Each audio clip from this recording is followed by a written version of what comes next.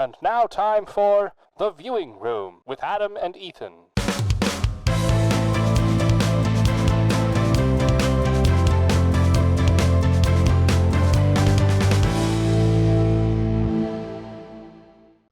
Welcome to The Viewing Room, where we talk about films big and small from LA to Montreal. That was, I know, as I've been editing the last episodes, you've been getting into that role and with a good intro, but that was impressive. That was impressive. Yeah, I'm gonna be honest. I thought about that last night at like 9 p.m. I can tell. and I was can like, tell. oh, maybe we should try that one. Good. Maybe we'll switch it up each episode. I like the new and old, local and global, but we'll see. Yeah. Anyways, we're talking about The Emperor's New Groove today. My favorite movies, or one of my favorite movies of all time, top 3 for sure. It was released on December 15th, 2000, with a budget of 100 million USD, which is insane. Animated comedy, 2000, wild budget, and I know why. Okay, I have a lot of facts on that. Because it's Disney and they have money to burn.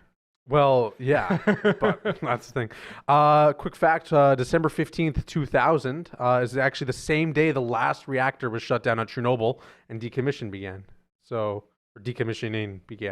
Interesting. They're still working on cleanup at Chernobyl, but that was the same day the last reactor shut down. Have you seen those pictures of the elephant's foot? I haven't, no. It's really crazy. Because the uranium from one of the one that melted down, it melted through the floor, and if in the chamber underneath there's this huge pile of it's cooled now, but what was molten uranium, and it's in this giant shape that looks kind of like an elephant's foot, so it's called the elephant's foot. That's insane. Yeah, it's really, really cool. Slightly off topic, because we're talking now in the Inca Empire, which is set in ancient Peru, supposedly, which actually this is Disney's second depiction of, I guess, what a Native American would be, I guess, is Are you what they sure said. it's Inca, or didn't they mention something about Samaria and Mesopotamia? Or am I going crazy? Well, I think they said Mesopotamia at one point, in the song, but it takes place in the Inca Empire. You're the expert. Cusco's name is actually the capital of one of the cities. Okay, I think it had it here. The capital city in Peru. Okay. Elevated at 11,000 feet. That is very high. You're going to get terrible climb performance and takeoff performance in an aircraft there. Sorry, just No, it's perfect. We both brought in some of our own skills there. It grossed 169 million at the box office. It was directed by Mark Dindal, starring David Spade, John Goodman, and Eartha Kitt. Crazy cast. That's where the $100 million went. Well, I think John Goodman, David Spade, John Goodman, right there, are in their peak essentially. Yeah. Eartha Kitt's obviously a legendary actor, right? But I think John Goodman, especially at that point, and this is John Goodman's first Disney movie, but he went on to play Sully in Monsters Inc., Baloo in The Jungle Book 2, and Big Daddy in The Princess and the Frog. So he's been in a number of Disney movies, 5, I guess, and so this was his kind of intro to that, right? So interesting. I guess we can kind of talk about it. How did you feel going into it? Going into it? Yeah. I knew you liked it. I knew it was one of your favorites. And so I was hopeful that it was a good movie because, generally you have pretty good taste in movies. Generally. Sometimes, I don't know, your thoughts on Mystery Men are a little bit off, but but no. It's no, I had high hopes, like I said. And when I, started watching it, it was it really was, it's a throwback to that era of Disney animation that was quite enjoyable. Yeah. No, I think as a kid I liked it because it was a good movie. It was funny. And then I still enjoy it as an adult because of all those same reasons, but also I feel like it's almost reminiscent of what once was, right? Right. The golden, I'm not going to say the golden age of Disney, but Disney has been in a decline for 20 years, basically. Right. And even just from the animation perspective, I'm not really an animation person in terms of what I know or what I like, but that style of animation where it's a little more cartoony, a lot of the modern animation ones are a little more 3D. but almost hyper realistic in a way, right? Like hyper realistic cartoon, and it doesn't quite fit, right? Whereas this is very obviously cartoon, and it has that vibe, and it just works. Like I really like that era of Disney, in terms of the look of the films, but also, and this is a perfect example of it, where it's a funny, entertaining movie, but it's perfect for your kid to show them, and they're going to learn something from it. It's not focused on social justice messages. The moral of the story is don't be an asshole, and it's right. Yeah. Like, and it doesn't matter anything else about it. It's a fun story, a few jokes along the way, kind of slapstick, a bit of a plot that kind of holds it together throughout, and just a kind of feel good story in the end. Like definitely, like it for just, sure. Yeah, like it's just a good, fun cartoon from that era. It works, and I like what you said about kind of going back to golden age of Disney in a way where, like, in my opinion, it still feels like this is almost hand painted. Like it does, yeah. The backdrops, and such. Like, it's simple in a way. The animation is simple. The backdrops are simple. The clouds are simple. But it works, right? And it looks almost like an animated storybook, like you say. Like you look, like we were talking about the ultra realistic ones, and so the backdrops are all real and they're busy and whatnot. But with these, like, you look at the backdrop, like in that dinner scene, I really noticed it.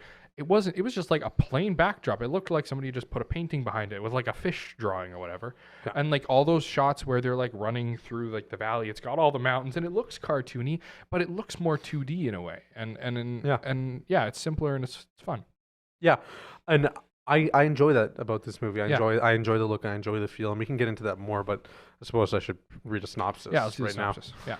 Yeah. And then we're going to talk about Kingdom of the Sun, which is what this movie was originally going to be called. So here's the synopsis for The Emperor's New Groove 2000. Arrogant young Emperor Cusco is transformed into a llama by his power-hungry advisor, the devious diva Yzma. Stranded in the jungle, Cusco's only chance to get back home and reclaim the high life rests with a good-hearted peasant named Pacha. Together they must return Cusco to the throne before Yzma tracks them down and finishes him off. I'm realizing now I probably should have read that as Kronk. That would have been funny. Oh, would have been, yeah. In an ancient world, Yzma. You did it so well. So that's the plot of The Emperor's New Groove, and I'm going to talk about the budget here. Yeah, go for it. $100 million is crazy. Yeah, for animation especially. Now, I've been looking up cost of animated movies and stuff because I wanted to see if it was like highest or whatever, like in terms of Disney standards. No, they have a couple that have like $200, $300 million budgets. But those are kind of more recent years and stuff like that. We're talking about like Frozen, and we're talking about like things like that. Pardon me. For this cast and stuff like that, you can see where some of the budget went, but that is a lot of money still, right? So on that, I was doing some research, and I found out something I never knew about this movie. It was going to be called Kingdom of the Sun, and essentially they started working on this movie, and there was a bunch of problems during productions, and then they had a bunch of brand deals and stuff with like Coca-Cola and other stuff like that, and things were pretty hectic, and they weren't sure if they were going to make the deadline. And then Disney hired another director, and I guess that probably would have been Mark Dindal at that point. They brought him on, and then there was some differences between like the two co-directors, and so the one director left and quit, and they realized that because they were kind of making two different stories at that point. Disney brought this, I think it was probably Mark in, to make it kind of more comedic and lighthearted because it was going to be like a big drama kind of musical thing. And then the first director quit the film because he didn't like where the vision was headed, and so they were left with like a half-completed mess, Kingdom of the Sun.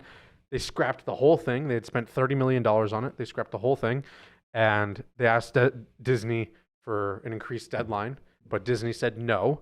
They wouldn't get that deadline made because they had like a brand deal with like Coca-Cola and stuff like that. And so they had the same deadline and no film to go off of, and they just quickly threw it together essentially with, spending all that money, and this is what came out of it. That's impressive. So do you know how long it actually was after they scrapped the original? Not long. I think a year or less. Yeah, that's impressive. Like pretty wild. So interesting enough, this wasn't supposed to be that way, and I think I would consider the budget to be more like $70 million than if they had spent $30 million, but no one online was giving me that answer, but they did spend $30 million trying to make Kingdom of the Sun, and then that failed. And in Kingdom of the Sun, the main character gets turned into a llama, but he can't talk, and it's like a drama movie. Yeah. And so they kind of brought a more comedic aspect in, but the original director wouldn't budge, and so Mark Dindal took over, and then huge process. But that's you gotta wonder if they had that extra time, how much better could it have been? Because as it is, on a lesser budget and on a cramped time frame, and this is what they came up with. Like, I'd like to see what they would have if they had that full time frame and that extra $30 million. Yeah, it's still impressive. And interesting enough, Owen Wilson was supposed to play Cusco. Okay. Owen Wilson later, he got like let go or fired or whatever, and they brought him on for Cars. So he went and did the Cars franchise. But so it wasn't supposed to be David Spade at first. It was supposed to be Owen Wilson. Yeah. But they kind of like switched them around. Worked. Yeah, it did. We can do a plot. I do have some weird things here. One of them was going to be in the opening, I guess. So I think we can probably just go on and do this. So we start off and we see Emperor Cusco kind of chilling in his palace. He's a pretty good guy. Not really. No. He's narrating it and he tells you he's a good guy, but yeah. Well, I guess we should say the opening image is it's a llama sitting there crying in the jungle essentially. And he's not he's a llama. They can talk, right? And so then we hear this voiceover of Emperor Cusco talking about who he was, how he's the nicest guy in the world, and they kind of threw him out and left him to die. So we see him kind of grow up, and he's this emperor in this nice musical number. And he has everything, right? He has all these servants that do stuff. Like, they show a little shot of him with a toy that breaks in his hands, and all of a sudden, like 13 more toys show up, and he's there. So it's kind of setting up the fact that Cusco is a bit of a diva in a way, and kind of arrogant and selfish and self-centered at least. And that goes to show when a peasant comes by and throws off his groove, as he calls it, his dance number in the morning. And so they throw him out of a palace, they throw him out of a window, right? And so, he's not a very good guy at all, which I think sets up a very, not super complicated, but a pretty decent redemption for Cusco. Because he's not a good guy at all. And I think this is where some of the lessons of how good this film are, kind of come from. That moral to the story. Right. It's not like as much as like finding yourself or doing whatever, but just like be a decent freaking person. You know what I mean? At the end of the day, right? So, anyways, we meet Pacha. He's a not so local peasant who lives on the top of a village as kind of like, I guess he's the head of the village. He's like the head of the village, right? Yeah. His family has been for 6 generations, he says, and he's a nice guy. He helps the guy that the emperor threw out of the palace off of like a banister. Yeah. And so he's going to the emperor because Emperor Cusco summoned him. Yes. And so, interesting enough, Emperor Cusco looks older in this movie, hey? Yeah, well, you would think like he'd be like late 20s or almost 30s. But like, no, they say he's like 17 or 18 at the time. The eve of his 18th birthday is when he gets turned into a llama. Yeah. So that was interesting to me. I've always kind of thought about that. But Emperor Cusco has summoned Pacha, and played by John Goodman. And essentially he tells Pacha that he's going to be building Cusco-topia, his summer getaway, on top of the mountain. And it's going to have to force the entire village out of their homes and stuff like that. The village that herds all the empire's llamas, because that's what he wants to do, because it's all about him. And so Pacha tells him that he can't do this and that it's a heinous thing to do. But he gets thrown out because the emperor won't hear it. The voice acting in this movie is so great. I think, between Patrick Warburton as Kronk and John Goodman as Pacha. John Goodman's voice as Pacha is just so beautiful. You know what I mean? It's just like, I love it. So anyways, we find out that Emperor Cusco has an advisor, Yzma, and she's been kind of doing his job and trying to, banish peasants and stuff without his knowledge. And I just broke the pen again. How do I keep doing that? That pen is... this is in every episode thing where I just break a pen. It's been the same pen for like... What are we on? Episode like 12 now. It's just mutilated. It's just mutilated and destroyed. Anyways, Emperor Cusco fires Yzma because he's tired of the Emperor's advisor being like this, and so Kronk and Yzma go their separate ways. Kronk is Yzma's like assistant essentially. So they go through with getting fired, and Cusco is living the high life. But Yzma has decided that she's gonna have to kill Emperor Cusco and take over the throne because they're the only ones that know that he's been fired. So she's gonna hatch a plot to kill him, poison him, whatever. And meanwhile, Pacha goes on his separate ways back to his village to break the bad news that essentially Cusco is gonna be forcing all of them out of their homes by next year, I guess, essentially. So Yzma and Kronk hatch a plan. They invite Emperor Cusco over for dinner, to which they're going to poison him in a not so secret lab, I guess, is what they come up with. Yeah. Now, I'm going to talk about something with you. This is my main problem with this film. Okay? Like, if I had a problem, I keep saying Empire. Emperor Cusco, he gets... we'll talk about it later, actually, because I'll get to that point. Okay. We'll talk to it later. Never mind. Sorry. Scattered brain today has been crazy. We did the pie contest today that you're going to see 2 weeks ago on Dufferin Avenue Media, and my brain is all I can think about is just eating pie and the smell of pie and the taste of pie. Pie. I like pie. Yeah, everyone likes pie. It's never a party without pie. So we go on, and Emperor Cusco is brought into Yzma's palace, essentially, or her domain, and they're going to be having dinner with poison, essentially. So Kronk's in charge of poisoning Cusco, and so they do that, and Cusco dies, essentially. Or so they think, right? So their plan has worked. They've killed the down emperor. on the plate. Yeah, he's fallen. But then all of a sudden, Cusco springs back up, and he's turned into a llama. So they knock him out. He's just like an ugly llama. and Kronk is tasked with essentially killing Cusco by dropping off a river. But Kronk can't do this because Kronk's too good-hearted, and Kronk's a great character. Yep. Well, they have the reoccurring, the shoulder angel and devil, you know? Yeah. Yeah. But Kronk's such a good dude, and so he can't kill Cusco. And he goes on a little like Mission Impossible mission. He's like, bum, bum, bum, bum. Yep. It's a funny fact. He does this little humming thing, like kind of knock off Mission Impossible. That was improvised by Patrick Warburton. And when he did it, the next day, all the Disney executives came to him, and he was made legally sign over the rights to his humming to Disney. Pretty freaking weird, hey? But yeah, like I mean, I get it because technically that's like a song now, but like that's kind of stupid, you know? Yeah, he went bum, bum, bum, bum, bum, bum, bum, bum.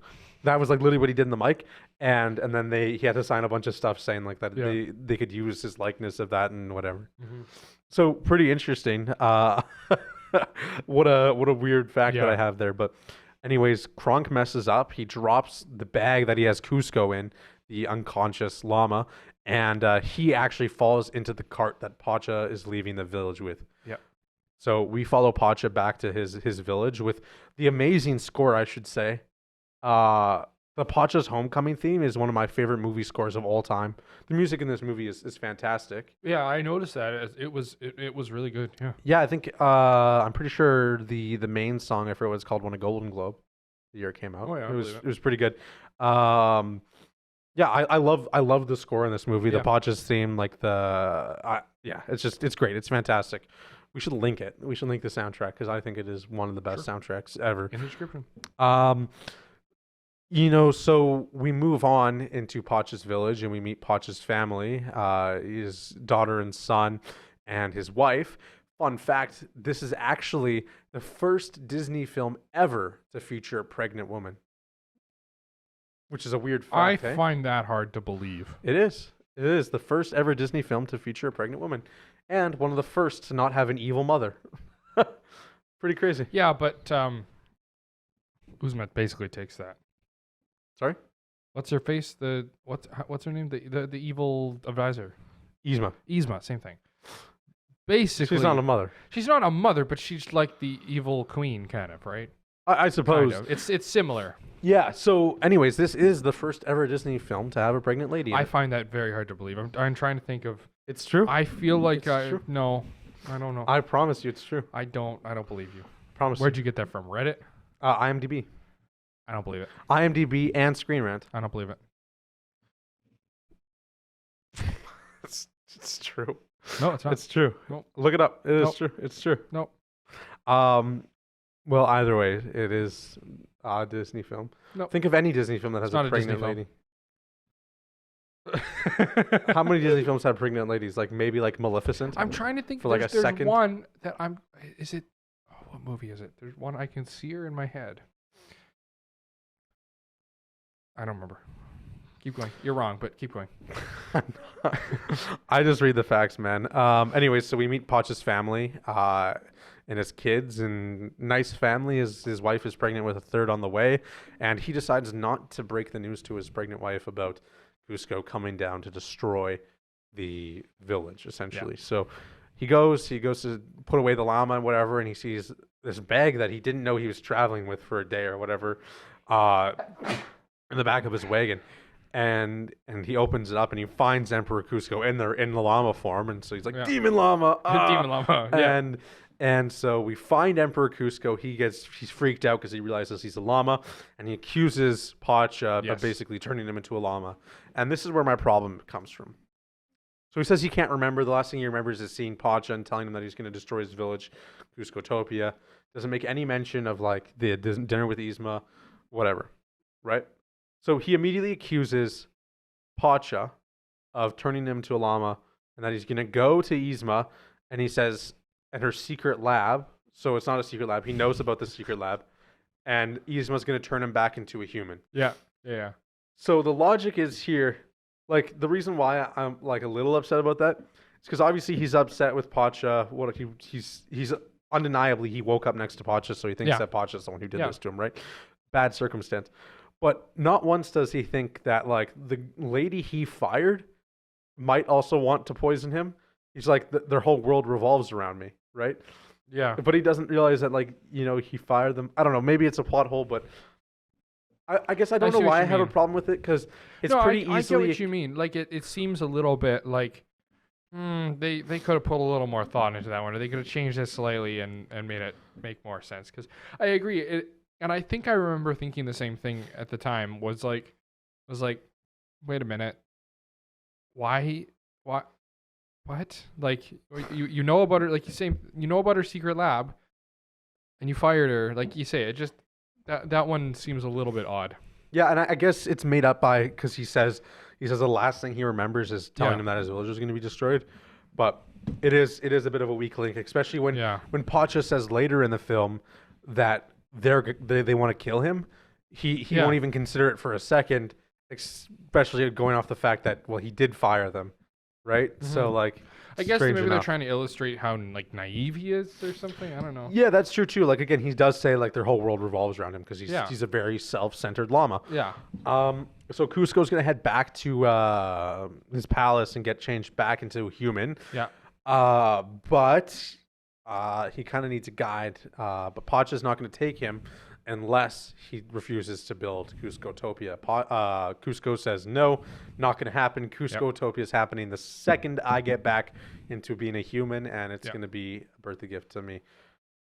Actually, interesting enough, it's his summer palace, and it's the eve of his 18th birthday when he dies, right? So his birthday's the next day. But he wasn't going to build Cuscotopia the next day, was he? Yeah, he was. Was he going to build Cuscotopia? I think it was the next day. Because, like, he was saying it was like his summer gift. I guess I just didn't really realize it would have been summer at that point. It's kind of hard to tell.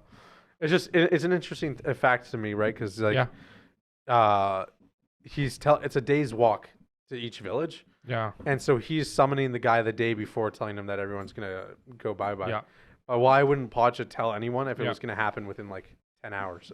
Yeah. You know what I mean?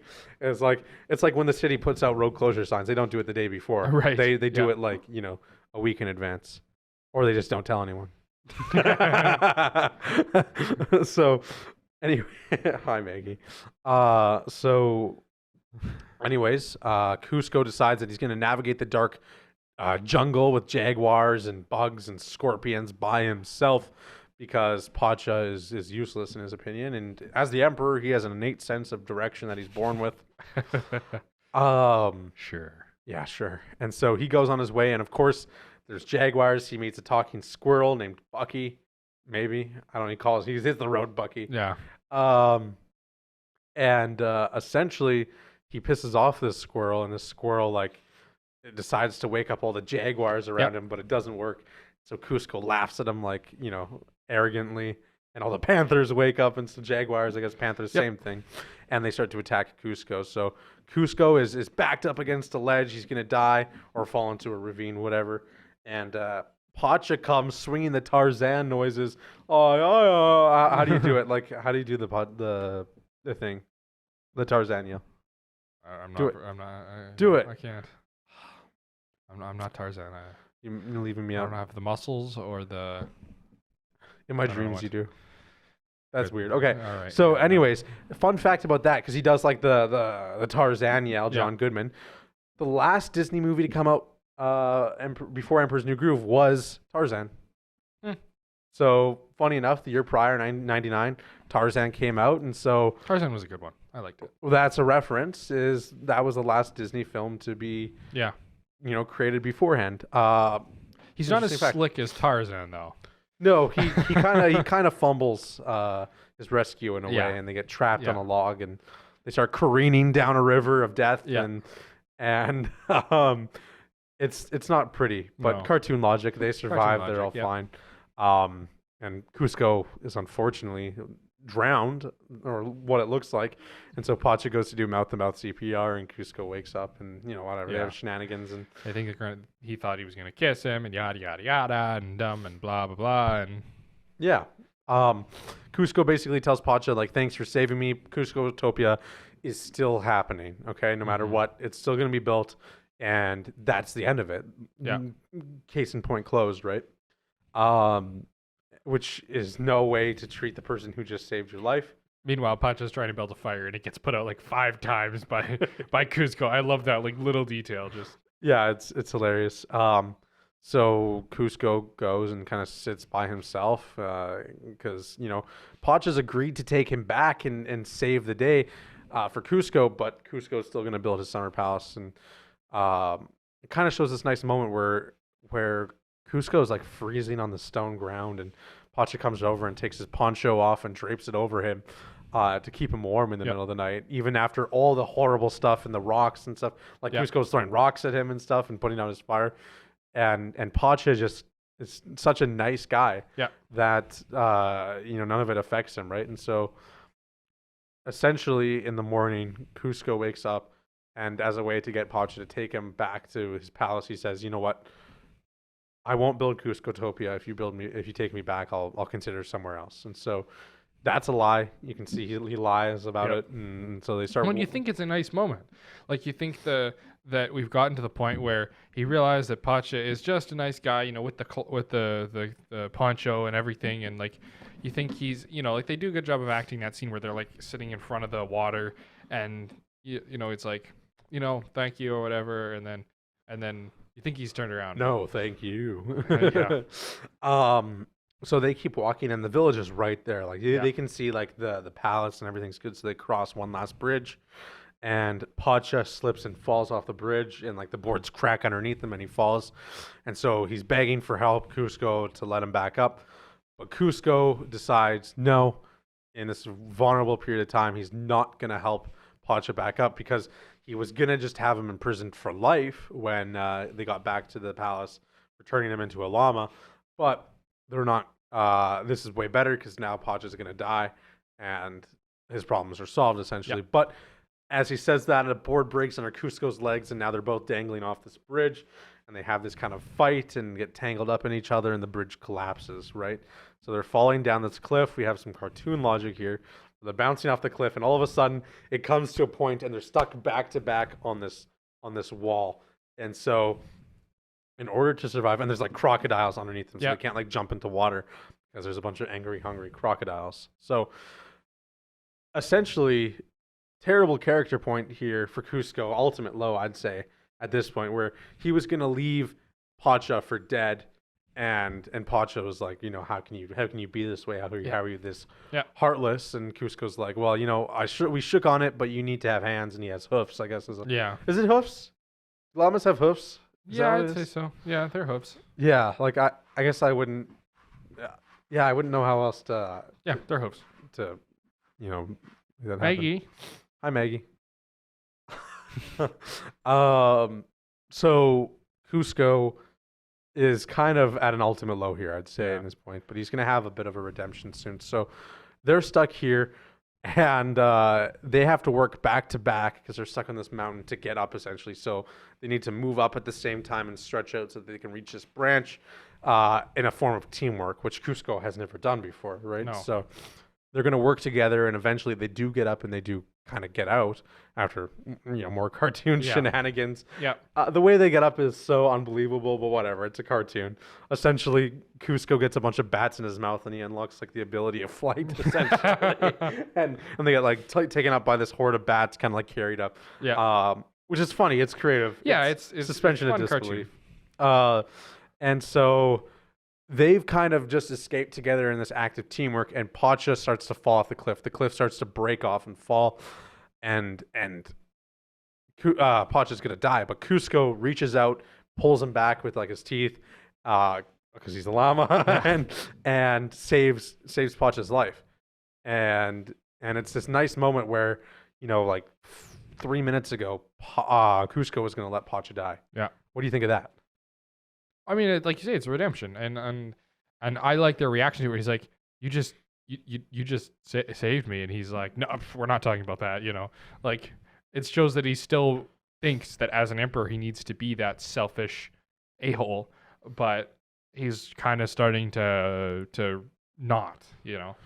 Yeah, I think it's so ingrained in his mind too that even though he saved someone's life, he's like, he's not supposed to associate with peasants in a way. Yeah. You know what I mean? Yeah, you're supposed to, like, the peasants are inferior to you. You are held in higher regard, and you are supposed to be, above them.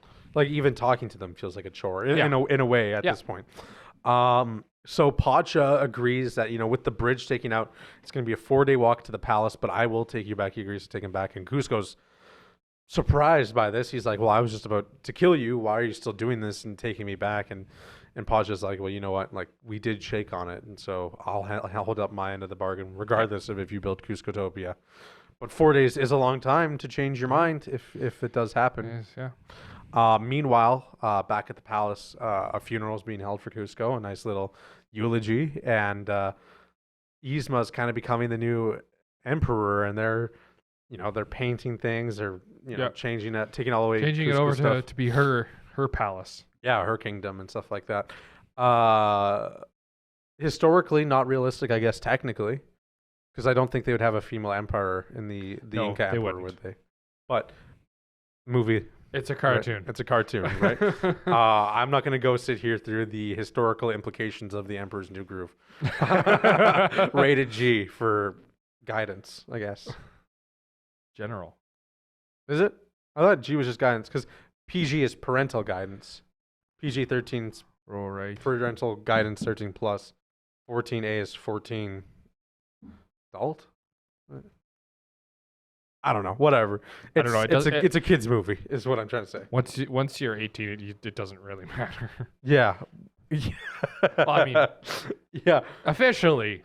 The Emperor's New Groove is my favorite film because the historical elements are so great that I like to analyze. Yeah. So, when you're analyzing the economic implications of the actions taken by Cusco and Pacha on their quest, and the economic building that occurred by creating Cuscotopia on the hill next to Pacha's village, we can see a direct correlation to the 1800s market crash. Yeah. No, I think that's how Machu Picchu came to be, actually. Yes, exactly. Yes. So we keep going through here, and Yzma finds out from Kronk that he didn't actually kill Cusco. Whoops. Yes. Oopsies. So they go on a mission to hunt down and kill Emperor Cusco. They go to start searching all the villages and yeah, they start searching all the villages and looking for it. And meanwhile, we find out that Cusco has low blood sugar. He wants to be carried, which is actually a reference. That is definitely not accurate. David Spade, I'm pretty sure, has like diabetes or something like that in real life. Yeah, So, but because he was like, "Will you carry me?" No, I'm not carrying you. yeah. And then like the next scene, it's like Low blood low sugar, blood huh? sugar. We gotta get you some food. Get this low blood sugar. It just shows you how trusting Pacha's character is and how kind of scheming Cusco is. Yeah. So they have the diner, and while they're sitting there, Cusco and Yzma, or Kronk and Yzma come in and sit at the table right behind them. But I guess Cusco does notice this because he's talking to the chef in the back, trying to get food that isn't bugs and stuff. And essentially, there's this funny moment where the cook decides to quit his job because Cusco is, too needy and whatnot, and he's really showing his needy side, emperor or whatever. And so Kronk has to take over the kitchen chef. He just immediately gets hired. I like that. And Yzma and Cusco have this like duality here where they're both very needy and picky and stuff like that. So they're both giving their orders at the same time to Kronk. And they're like conflicting orders. Yeah, neither of them know each other's there essentially. But it's interesting because, it kind of shows like Pacha, when he gets his food, he immediately... Pardon me, sorry. He just immediately starts enjoying it. Yeah. And having a good time and everything's fine. But Cusco and Yzma, they're kind of like, they're picky. They're super picky. Like you say, right? It's the duality of it. You got Cusco and Pacha. You got your stuck-up emperor who's being an asshole, and your trusting kind of loyal sidekick. And it's the exact same thing. You got Yzma and Kronk. Yzma's your stuck-up asshole, and you got Kronk as your kind of trusting loyal assistant. Exactly. And it's an interesting thing because while Cusco's talking to Kronk, Pacha does overhear Yzma say that essentially once they find Cusco, not knowing that he's in that same restaurant, they're gonna kill him. Yes. So Pacha takes Cusco out before they can eat, and he tells them essentially that like, hey, these guys are here, they're gonna kill you. Cusco says, no, that's not true. Their world revolves around me. He doesn't believe them because he thinks Pacha wants to essentially take Cusco and not take him back to the palace until he agrees not to build Cuscotopia. Yeah. So Cusco goes and he pushes Pacha away, his last resort, and he goes to Yzma and Kronk. And Kronk, and he hides behind the rock because he's about to surprise them and say, hi, it's me, whatever.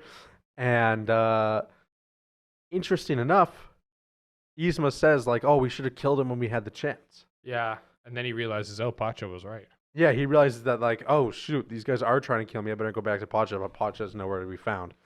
And interesting enough, he's self-centered and absorbed. And this technically the next day should be his 18th birthday. Uh-huh. But he doesn't notice it. Yeah, he doesn't say anything, does he? Nope. Interesting enough, eh? Yeah. I maybe that's like maybe it's just a little detail that shows he's becoming less self-centered because it slowly happens throughout.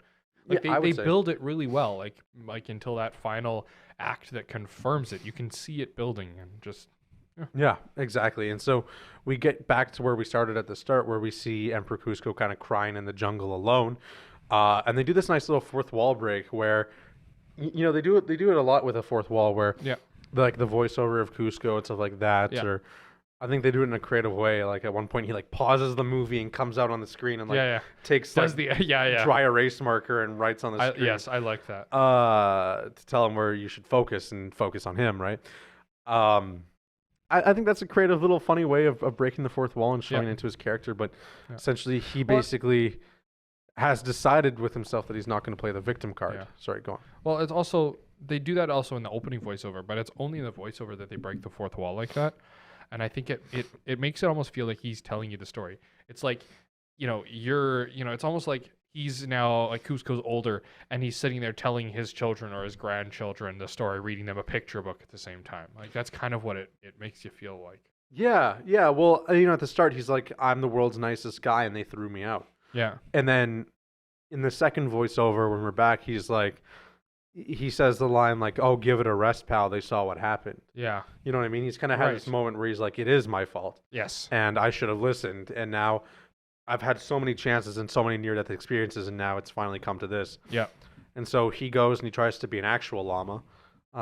Goes with this herd because he's, I think he's realizing at this point that he's going to be stuck like a llama forever. Yes. Because he's left like this. There's no one left in his life. So none of the llamas like him, really. But he finds Pacha in this field, and Pacha kind of knew he could find him here.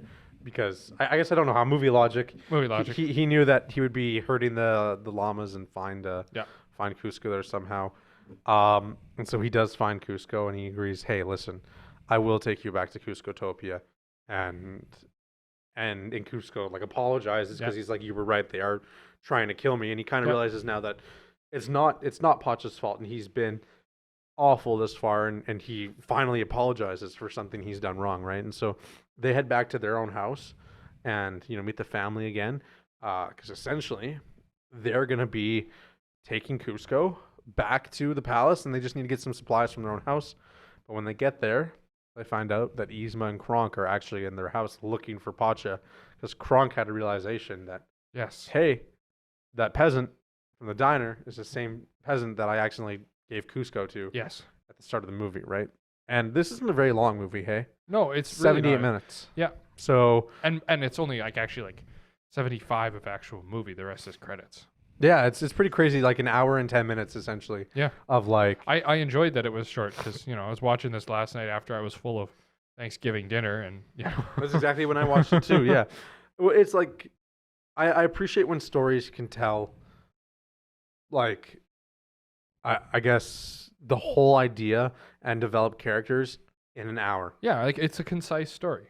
It's not a 3-hour epic. And I think it takes skill to do that, really. Like we talk about, like to do it in a short film is incredible. It takes a lot of practice.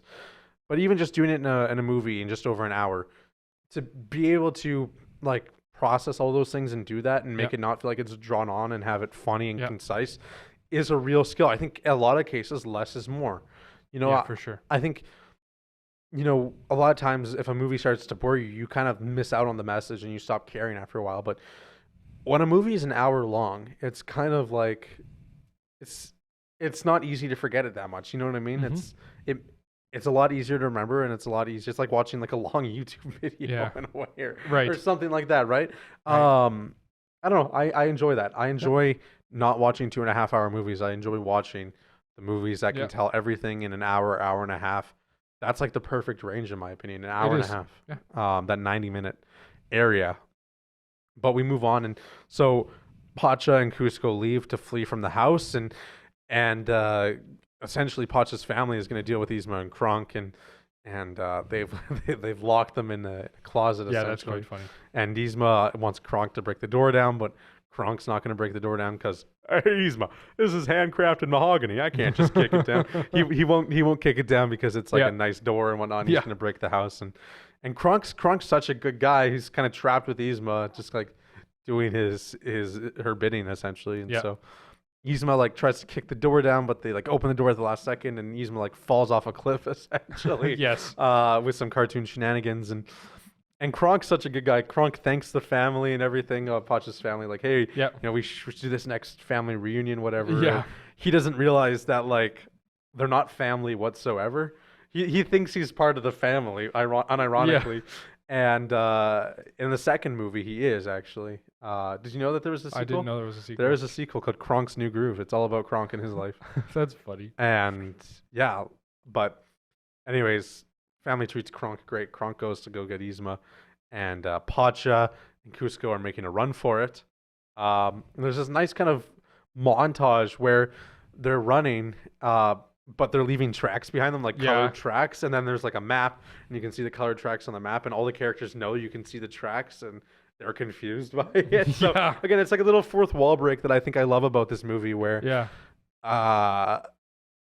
it's so random and weird, but it works, right? Yeah. Like how did you feel about that? I thought it was like really clever. Like you say, it's random. Like that's the perfect word to describe it. It's like random fourth wall breaks are the funniest. It's the same thing like when we reviewed Deadpool and Wolverine, and I just went and watched that again the other night. And it's like it's just the most random things happen. And that's the funniest parts, is when you're totally not expecting it.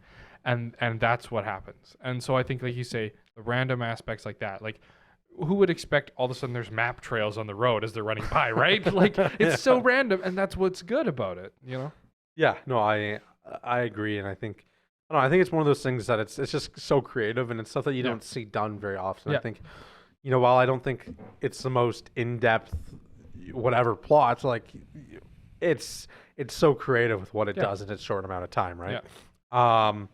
Again, and you look at a budget of $100 million, right? You wouldn't think that an hour-long movie would have costed $100 million to make, but again, we talked about the $30 million Kingdom of the Sun, and then we're talking about Eartha Kitt and John Goodman and David Spade. Expensive cast list, right? But they kind of show up to Yzma's lab because Kuzco's going to be changed back into a human. And somehow Kronk and Yzma, even though they were chasing them, got there first, which is kind of a subtle joke on kind of movie tropes, essentially. Well, don't they even, that's another fourth wall break where he's like, how'd you guys beat us here? We don't know. Yeah, we don't know either. Kronk's like, I think the line's like, well, by all accounts, you got me, so I don't know. Yeah, right. And he shows the map of they fell into a ravine somehow and and didn't make it. But Yzma essentially isn't going to turn Kuzco back into a human. She's going to kill him then and there. But Kronk has this nice moment of redemption where after Yzma tells him that he's stupid and never liked his spinach puffs, his homemade recipe, that Kronk can't handle it anymore. So he goes to drop a chandelier on her. Doesn't work at all, and he gets thrown into the palace. But whatever. And essentially they find the vial for humans, so that Kuzco can drink it and be turned back into a human. But Yzma knocks it over into a bunch of other vials, and they all fall down. And I guess my problem that I have here is there's all these different vials, right, for different animals. Firstly, one of them is lions, tigers, bears. Oh my, they do a joke about that, right? Not once does he turn into a lion. Not once does he turn into a tiger. Not once does he turn into a bear. True. I've seen this movie 50 times. I realized that last night when I was watching it. So that's true. Interesting enough. Because the whole trope then is when he's actually drinking them, it's all the way until the last one. They're just trial by error. Right. And then also my other problem is I know they're being chased. They take their time drinking it. They run away with all these vials while Yzma chases them, and a bunch of other guards that got turned into animals. None of them were turned into lions, tigers, or bears. So they were turned into ostriches and rhinos and cows. And so Yzma orders all these animals to essentially chase them and kill them. But interesting enough here. Actually, there's two things I just realized while I was saying it. Movie logic. All these animals that are the guards are angry. They get turned into animals that can talk and move, right? It would be very easy for them to believe that the talking llama that's sentient and running around in front of them might have been someone else that was turned into a llama, don't you think? Huh? Okay. Sorry, this is going to be a crazy one. Okay. So Yzma turns all these guards into animals, right? And so they're all animals. Yeah. She looks at Pacha and Kuzco, who's currently a talking sentient llama, and says, "Kill them, they murdered the emperor." Kuzco says, "No, wait, guys, it's me, I'm the emperor." But they all chase him anyways. Oh, I see what you mean. Don't you think? Yeah. Don't you think, if you got turned into a squirrel, and I turned Gary into a mole, and Gary the mole was over there talking to you in the corner and said, "Wait, Ethan turned me into a mole. He wants to kill me." And I looked at you and I said, "Hey, squirrel Adam, go kill Gary. Or go kill mole Gary." You wouldn't hesitate for a second and be like, "Wait a second." No, I do anything you say. Okay. I know. I just had that weird thought pop into my head. No, I don't know. I see where you're coming from. But can we also say that line where they're all turned into animals and the cow's like, I'm a cow now. Can I leave? And then she's like, "Okay, fine, go." Yeah, reference to when the cows go home. Mm-hmm. Yeah, come home, I guess. Yeah. So interesting enough, they kind of run away and they take their time opening these bottles, and they could just shotgun them really quickly until he. Well, that's what I was thinking. I'm like, "You're running. Let's go. Knock him back as you're running." Yeah, but he gets turned into a bird. He gets turned into a whale. It's a bird. It's a plane. They fall down. It's Superman. I couldn't help it. That would have been funny if they had a DC bottle. Yeah, right. Universe crossing. Just the whole Disney. Yeah, that would have been great. Is DC owned by Disney though? No. No. DC is not. Marvel is, but Marvel DC is, isn't. but DC is. I feel like, what is DC? 20th Century Fox or something like that? I feel like, doesn't Disney own Fox? Yeah, Disney owns Fox. Is DC like their own? I don't know. There's gotta be something. Gary, producer be something. Gary, Tell can us you look up what studio owns owns DC? DC? Dufferin Avenue Media Network. Yeah, right.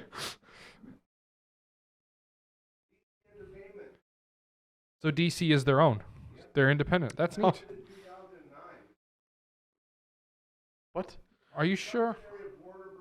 Oh, Warner Bros. Okay. Oh, okay, so it wasn't So 20th Century. it's Warner. Okay. Because the DC logo has been used, like, think of the Watchmen. Even that had the DC Well, yeah, I logo in mean, it. like DC Comics have been around for, probably up close to 100 years. Yeah, close to 100 years. Yeah, so, like, almost as old as Gary. And it's been this thing. But, anyways. I guess my parents would have been around for the first DC comic then. That's crazy. That's a crazy thing to say. I'm so sorry. I'm so sorry, Adam's parents. That's embarrassing. He's not sorry. He agrees with me, and he's thinking the same thing about his parents. No. Listen, I know my parents rode horses to school, but that's my prerogative. Uphill both ways. Yeah. Through snow. With no shoes. Essentially. And they had to stop and catch their lunch on the way. Catch their lunch on the way. That's so evil, dude. That's so evil. But I guess leaving off where we left off, leaving off where we left off. Where we left off. You mean Yeah, that picking up where we left off? Picking up where we left off. The whole palace is shaped like a big face. Like golden palace made out of face, and so they have canals running through it with a water source, and that's like the nose of the big face, and so they fall down the nose. You get trapped on the outside of this like big face, dangling over a ravine. Right, lots of ravines in this movies are. Yeah, it's a very mountainous terrain, which is not really accurate to the jungles of Peru. Well, no, I would say it is in a way. Not really. Cusco, the capital city, is elevated 11,000 feet. Yeah, but like it. Have you seen like all the Peru cities? They're all on hilltops like that. Yeah, but like they're not like. It's more like that. But we're watching a cartoon. Yeah, you're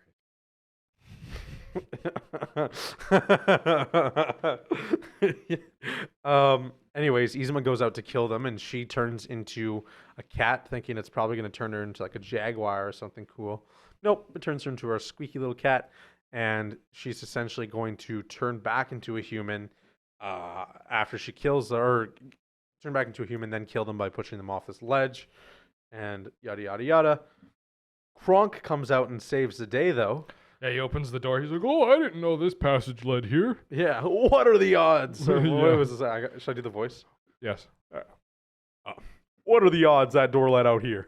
Yeah, this trap door led out here, right? It's like the funny movie logic, where essentially he has defeated Yzma, or so we think, and Yzma's falling off this cliff, and someone has set up a trampoline on the outside of the palace. Yeah, he's like, "We didn't order any trampolines." But Yzma lands on the trampoline and she's safe, and the vial comes up and everything's fine. And essentially, Cusco and Pacha have to work together to get the vial one last time. Nice throwback to the back-to-back climbing up that little ravine, except this time they're like, "Are you thinking what I'm thinking?" And like, "All right," and they do it, and there's it shows how far they've come, Yeah, and I should say right before that, I guess, is probably the best moment in Cusco's character that I want to talk about is, he has a chance to be turned into a human. The whole thing he's wanted this whole movie, and he's about to reach and grab the vial, but he realizes Pacha's gonna fall off this ledge, and he has this nice moment where he decides not to grab the vial, and he saves Pacha's life instead. Yes. And then he risks it all at the hand of Yzma, who's about to drink the bottle. Then Kronk comes out, but. Yes. It is this nice moment in his character, I think, where that's the ultimate growth for him. Yeah, it's the illustration of showing how far he's come. And I think that's beautiful. And it's not, again, like for a cartoon like this, it's such a good thing that like I think so many people can relate to in a way, or like just look at and be like, yeah, that was the right thing to do. Like even Pacha's character, for me, it's like growing up, I wanted to be like Pacha in a way, just like a nice dude. You know what I mean? Right. Well, that's why I think, like I said in the opening, this movie is perfect to show to your kids. Yeah. Because it's entertaining. They're gonna have a laugh while they're doing it. But like you say, if they watch it and they take it to heart, it should have a good impact on their character. 100%, 100%. And I think it is a movie that you can look up to in the characters in a way and have a good laugh. And it's interesting enough because now Cusco is safe and he does become a human. And we go back into the palace, I guess, a little while later, right? He summoned Pacha back to the palace, essentially, right? And so we're at the tail end of the movie here, and he shows Pacha his village, like the little tabletop of his village, and he tells him that he's not going to be building Cuscotopia anymore because essentially when he was at Pacha's house, he didn't like how the sunlight was, as like his way of essentially being like, I'm not going to build this here, but I'm kind of...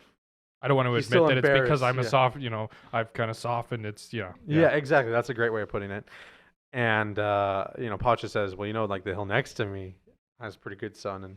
And Cusco ponders for a second. And then we cut to the end of the movie. And Pacha has his Cuscotopia. But it's not Cuscotopia anymore. It's his actually own little hut. Mm-hmm. And he's like super quaint. And he's going swimming and stuff and having fun with Pacha's family. He's like one of them, right?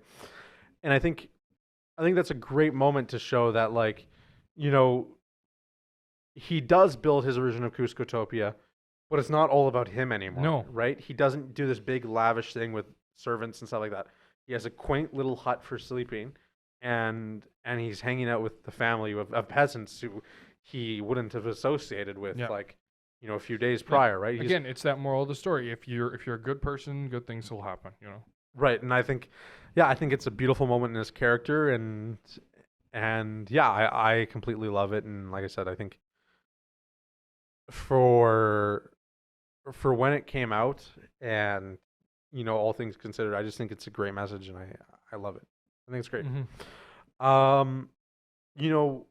I did want to say, I think this film in my heart has a ton of accolades, right? Like it's a good film. But I looked it up, and there was no Oscar category for animated feature this year. In fact, fun fact, this was the last animated film to ever come out before the Oscar category Best Animated Feature came out. The last film ever. Good. The first one to win it was Shrek in 2001. Yeah. But this was the last animated movie to be made before that existed. Do you think it would have if it... 100%. Yeah, 100%. I think it's a fantastic movie, and I think critically it holds up really well. It has I think an 86 on IMDb and stuff like that, and it holds up. And this is one of my top 3 movies of all time. Yeah, which is crazy for me because this is I think 2, and the number 1 is The Shawshank Redemption. Yeah, complete polar opposites. Right. Yeah, but I mean, it shows that you appreciate different things, and I mean, good. If you have a good story. And it's entertaining, then why not? Yeah, and I think, talking about that, a lot of things in this film work for me. The soundtrack is incredible. The characters are great. I think primarily the development is focused on Cusco. There's not a lot of development in other areas, right? But we do see how Pacha, through the thick and thin, he's a nice guy. He's always willing to help. Yeah, he's that strong anchor being. Exactly. He knows what the good thing is. He has a nice code, right? He's that anchor being. Anchor being from Deadpool. Yeah. I would say he's like the anchor being of this anchor being of this universe. Yeah. That's true. I agree. And truthfully, I think while it is focused mostly on Cusco, there is some redemption, and they're Kronk, who was tasked originally with killing Cusco. Well, and that's a great way to build it into a second story. If that one focuses more on him, like you see, he starts out kind of associated with the bad guy, but he redeems himself, and then his story is the natural growth of that. Yeah. Well, I think Kronk's is his origin story, and then he also mixed in Kronk's new groove. He's building a diner essentially. Kind of where he's his own cook because he always wanted to be a cook. And dealing with his abusive dad, I guess, and stuff like that. Yeah. So it's kind of a weird it's like it's far off from like what this movie was like originally, but it is pretty interesting, right? And an interesting sequel, and they do have some of the characters come back and reprise their roles. But yeah, like Kronk has a nice redemption in the end where he decides not to be Yzma's goon anymore, essentially, and he doesn't do anything like inherently bad. You know what I mean, right? No, I mean really, like, throughout his actions are all like dictated by Yzma, and the actions he does take on his own are ones basically in defiance of her. So yeah, essentially, like he was originally going to drop Cusco down the river, but he does take that back. So I guess it's kind of like it negates it in a way, you know what I mean? Or maybe it doesn't fully negate it, but like it helps. But then eventually, I think he does have a good redemption, and he's a likable character. And I think when Yzma said she didn't like his spinach puffs, I think that's when the audience is like, oh, yeah, take her down. Yeah, right. To be fair, I don't like spinach puffs. I don't like spinach, so. You like spinach, eh? No. I don't like anything with vegetables in it. I don't want to get vegetitis. What? Vegetitis, it's a legitimate medical condition. Is that actually? Yes. That's crazy. I'll explain to you. So basically, vegetitis is when your body gets so much, you eat so many vegetables that you're overloaded with this good nutrients, right? And it starts giving the good nutrients to the bad things in your body, and those bad things just keep feeding on it and feeding on it and feeding on it until they're so strong that they overpower the good stuff in your body, and you die of something else, like some bacteria or something like that. That's insane. Yeah. That's a crazy thing. Yeah, but I don't think you have to worry about a carrot every now and again either. No, it's a serious, very serious medical condition that not many people know it. I don't know how vegetarians do it. It's, huh? That's interesting. That's very interesting. I never knew that, and I hope you're not messing with me because that's gonna look really bad.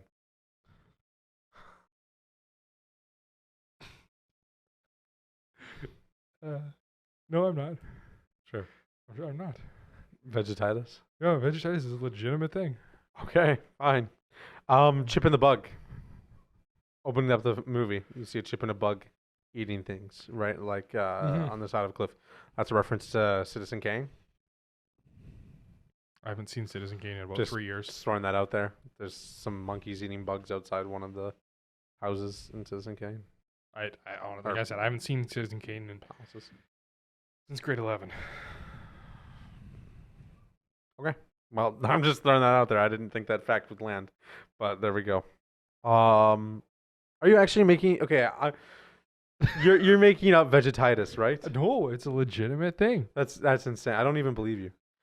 If you don't believe that this was the first Disney film to feature a pregnant woman, then I don't believe that this was gingivitis was a thing. Gingivitis is a thing. I'm talking about vegetitis. Vegetitis is not a thing. It is. 100%.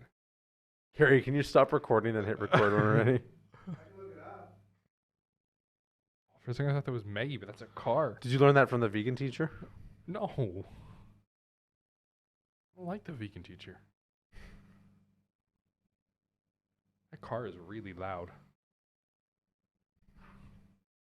The only thing that comes up is vegetitis. We're not saying that one. Yeah, we don't need to hear anymore, Gary. We don't need to hear anymore, Gary.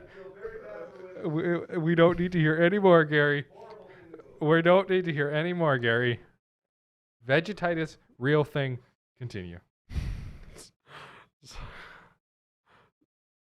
Have we been saying that this whole time?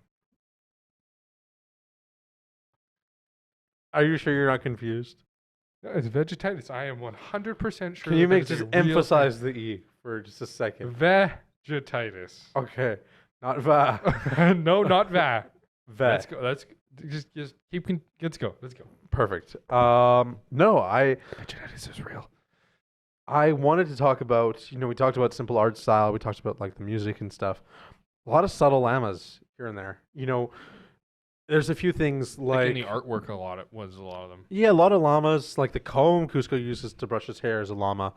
When Yzma pours her drink out in the plant, it turns into a llama, a llama-shaped cactus. And there's a ton of things like that, and obviously it's symbolic in a way, I think, of the progress of Cusco, which is way too deep for a cartoon. You got to pull me out, man.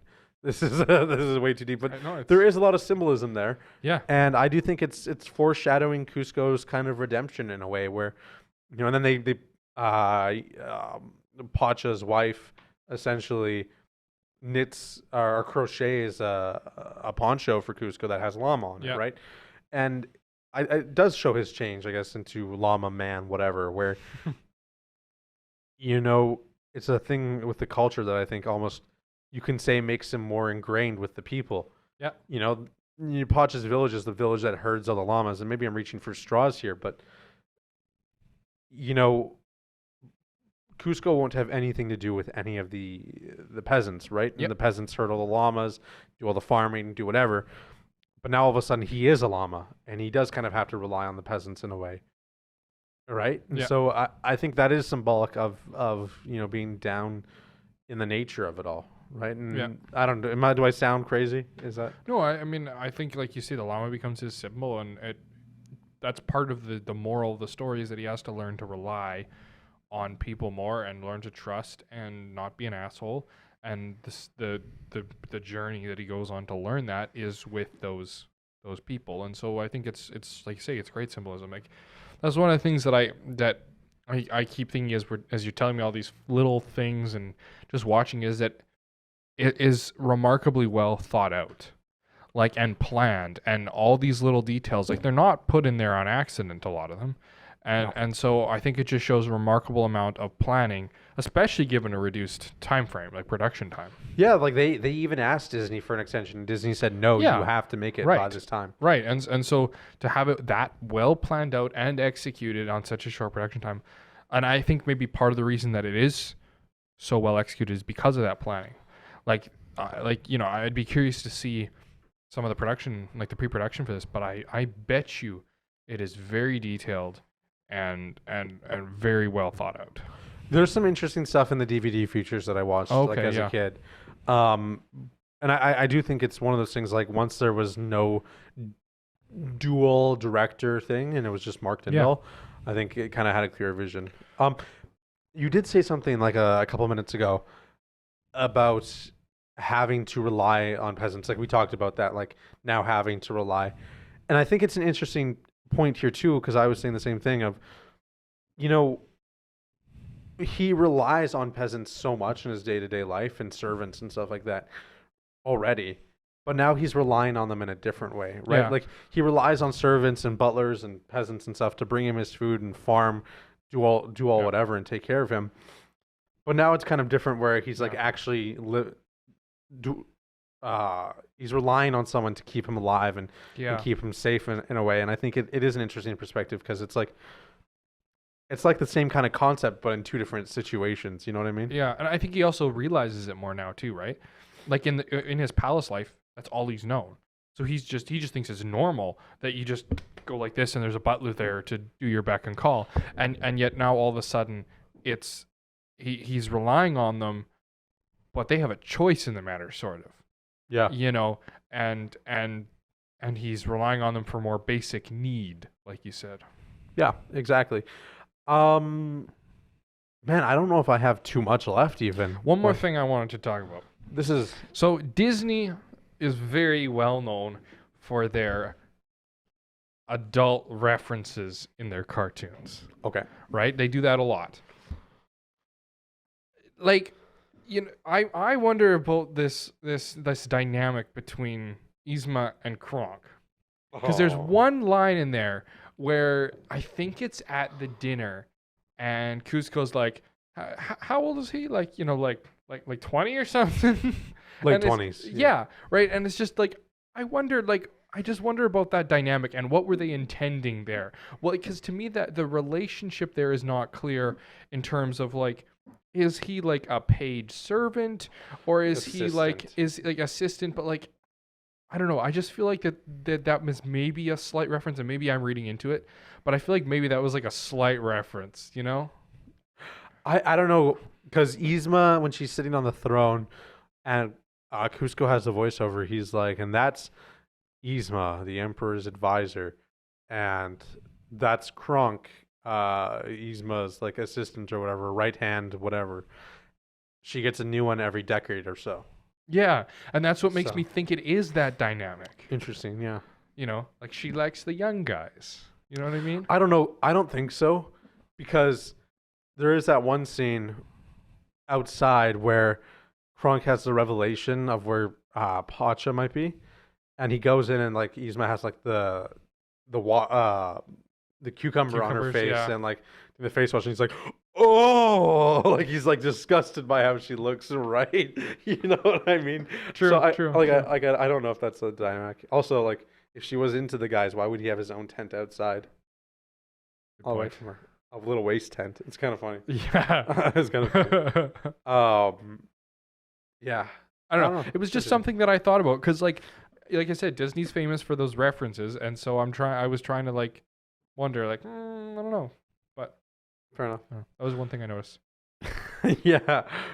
Crazy. My favorite MILF in any Disney movie is Yzma. No. No? No. Okay. It's fine. This is incredible. Yeah, there you go.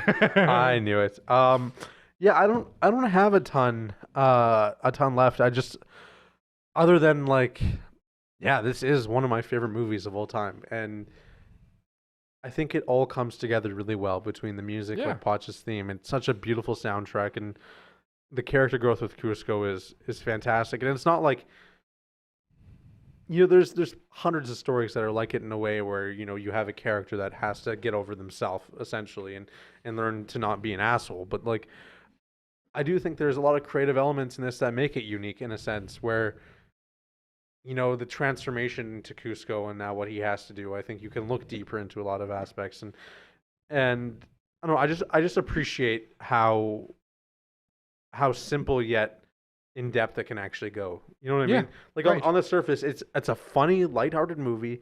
It's a feel good comedy, and it's got good art and all that stuff. But you know, when you look a little deeper, you can also see like, yeah, there is some serious growth that went on here, right? Yeah, right. And you can look up to the characters and just all the little subtle things that they do to really reinforce those things, like the things you don't even realize that they're doing, like all those like little references to things that happened earlier and bringing back the things and references to other movies, and you know. Yeah. And I don't know. I think for me, I think this is just a really solid animated movie. It's just a solid movie. Yeah. Yeah. Should we just give it a rating? Let's give it a rating and get this thing finished. Okay. Do you want to go first? Do I? Let's see. I gotta think about this for a second. Out of 10. Out of 10. I'm gonna give it a 7.6. Really? Yeah. Okay. Can I be honest with you? Go. This is a 9.5 for me. Highest rating we've ever had. This is a 9.5. Now it would be 10, but there is like I said, there's like some problems that I have with it. Like, you know, we're talking about like maybe some stuff with Cusco that doesn't click so fast that maybe could have been explained a little bit better, and yeah, but just like little things that take it down for me just like a little bit. But I think being able to tell a story in as short of a time as it did so well, and you know, be able to have such a great cast and focus on a nice simple art style that's so beautiful yet like intriguing in a way, right? And it's unique. Yeah. I don't know. I think for me, this is one of the best movies of all time that I've seen. That's good. And I know it's crazy high for an animated children's comedy. I know it sounds crazy, but you know, for me, this film is just so special in a way. It's my Mystery Man, you know, right? It's like the same thing, like where I mean, it's probably better than Mystery Man, but it holds that special place in your heart. Yeah, like as a kid, I enjoyed this movie for no particular reason other than I just really enjoyed it.